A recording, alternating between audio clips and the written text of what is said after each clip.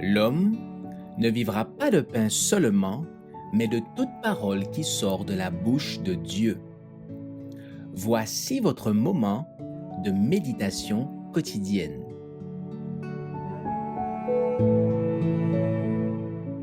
L'amère agitation du méchant, le 3 avril.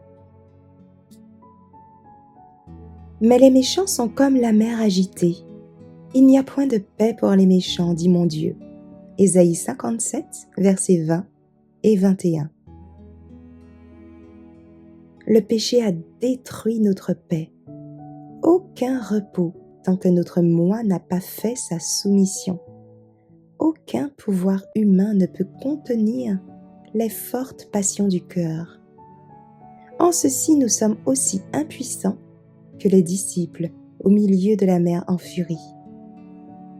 Mais celui qui a adressé une parole de paix aux vagues de Galilée a aussi une parole de paix pour chaque âme. Quelle que soit la violence de la tempête, ceux qui se tournent vers Jésus obtiendront la délivrance. Sa grâce, qui réconcilie l'âme avec Dieu, apaise les conflits des passions humaines.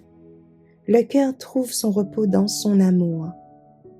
Pour quiconque s'efforce de passer d'une vie de péché à une vie pure, la puissance transformatrice se trouve en Jésus-Christ, le seul nom qui ait été donné parmi les hommes, par lequel nous devions être sauvés. Acte 4, verset 12. Sa grâce et sa puissance sont les seuls remèdes contre le vice. Chaque passion doit être placée sous le contrôle de la raison sanctifiée par la grâce abondante de Dieu. Nous vivons dans une atmosphère d'ensorcellement satanique. L'ennemi jettera un charme de silence sur toute âme qui n'est pas protégée par la grâce de Dieu. Les tentations viendront, mais si nous sommes vigilants et nous maintenons dans la maîtrise de soi et dans la pureté,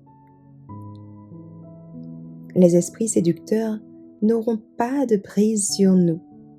Ceux qui évitent la tentation se trouveront plus forts quand elle se présentera. Mais ceux qui se complaisent dans une atmosphère de mal n'auront qu'à s'en prendre à eux-mêmes s'ils tombent alors qu'ils se croyaient en sûreté. Hommes et femmes ont à veiller sur eux-mêmes.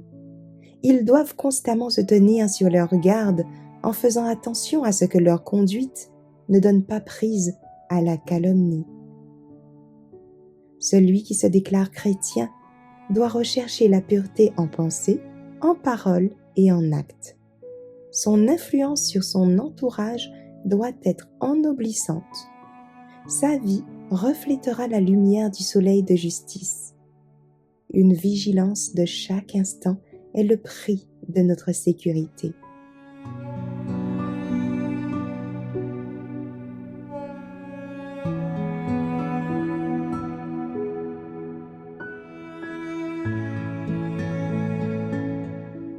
Merci d'avoir écouté cette présentation.